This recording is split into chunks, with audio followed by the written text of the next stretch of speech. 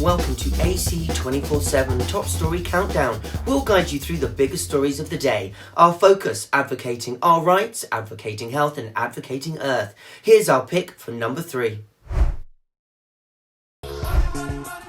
He had a hit television show. She was in adult films. He was 60, she was 27 when they met at a golf tournament in 2006, where Stormy Daniels says Donald Trump shared photos of his wife, his new baby boy.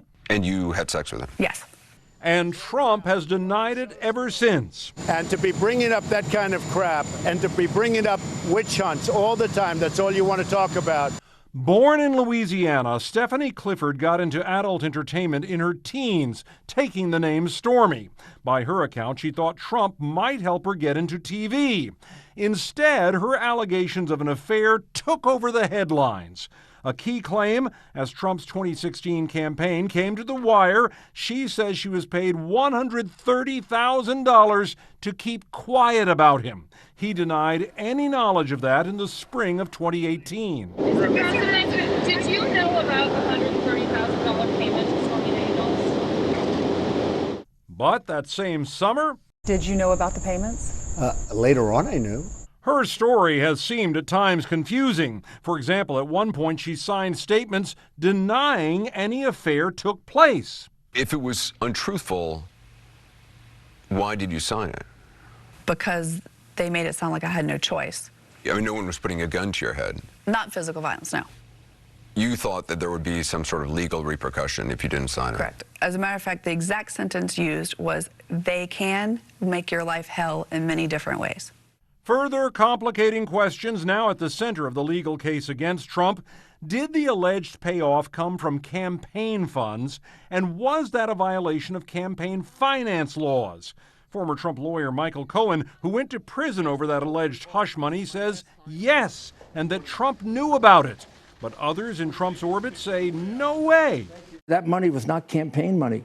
Sorry. As for the former president, just days ago he leveled an insult at Daniels as he insisted once again, I did nothing wrong in the horseface case.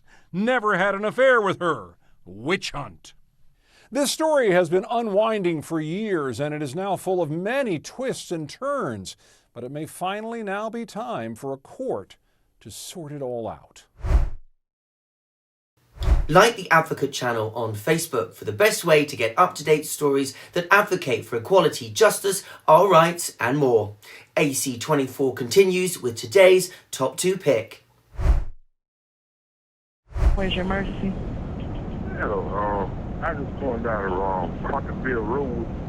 I see somebody laying out. It's been nearly 8 years since the body of 19-year-old Stephen Smith was found in the middle of this country road in Hampton County, South Carolina.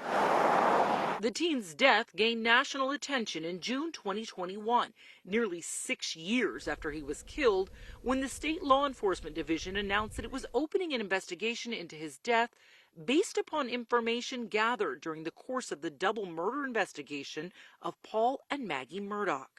Verdict, guilty. Alec Murdaugh was sentenced to life in prison for the murders of his wife and son earlier this month. For the rest of your natural life. And investigators have never revealed what information they gleaned from the Murdaugh murders investigation that resulted in his case being opened. Today, new private efforts launched to uncover the circumstances, spearheaded by Smith's mother, Sandy, and 2 attorneys. The first goal, exhuming Smith's body. We think we have good cause to show why a fresh set of eyes on this would be beneficial. It kind of has to start with a fresh new look at the body. Initial reports said the nursing student died on July 8, 2015 from blunt force head trauma, originally said to be the result of a hit and run. But the accident investigation team report cited, quote, no vehicle debris, skid marks, or injuries consistent with someone being struck by a vehicle. I just love my son, and since I couldn't protect him, I'm going to fight for him. Smith's mother said she worried her son may have been targeted because he was gay. According to police files, during interviews with friends and family after Smith's death, The Murdaugh name kept coming up, but no suspect has ever been named, and authorities have never connected anyone in the Murdaugh family to Smith's death. Still, rumors and innuendo persisted as the Murdaugh case spawned podcasts, documentaries, and a rabid social media following, often with Buster Murdaugh, a former classmate of Smith, at the center of the speculation. He broke his silence in a statement provided to CNN, saying in part, "I have tried my best to ignore the vicious rumors about my involvement in Stephen Smith's tragic death that continue to be published in the media as I grieve over the brutal murders of my mother and brother. These baseless rumors of my involvement with Stephen and his death are false. I unequivocally deny any involvement in his death, and my heart goes out to the Smith family." Smith's attorneys caution the public, this is not about the Murdaughs. This is not a Alex Murdaugh 2.0 or any Murdaugh 2.0. This is a Stephen Smith 2.0. It's all about Stephen. Follow the Advocate channel on Twitter and Instagram to stay up to date on stories that matter every day. We've now arrived at our #1 story of the day. Take a look. The meeting of two friends, both set up to be leaders for life, showing off their vision of a post-American world order. The pomp and circumstance, a credibility boost for Russian leader Vladimir Putin, displaying that he's got a powerful friend in Chinese leader Xi Jinping, even as the International Criminal Court has a warrant for his arrest for committing war crimes and allegedly shipping Ukrainian children to Russia. And even as the West isolates him amid his stalled invasion of Ukraine. Both Xi and Putin writing glowing op-eds about their countries' relations, Xi calling their relationship an eternal friendship, Putin saying the two are standing shoulder to shoulder against America's increasingly aggressive efforts to deter Russia and China. Xi Jinping is trying to walk a delicate line, so far stopping short of providing lethal aid to Russia, though the U.S. says he may be considering it, while also refusing to condemn the invasion. Meanwhile, Beijing is also taking advantage of Russia's isolation. Trade between the two nations jumped to $190 billion last year, an increase of 30% from 2021. Undercutting the impact of U.S.-led sanctions, as Chinese companies snap up cheap energy from Russia, giving the Kremlin key funds to finance the invasion. But Beijing wants the world to focus less on their friendship and more on Xi's role as a global statesman who can broker peace deals, like the historic deal he helped forge to restore relations between Saudi Arabia and Iran. I've been talking to people in this Hutong, this old Beijing residential alley, to get a sense of what Chinese people think about Xi Jinping's visit.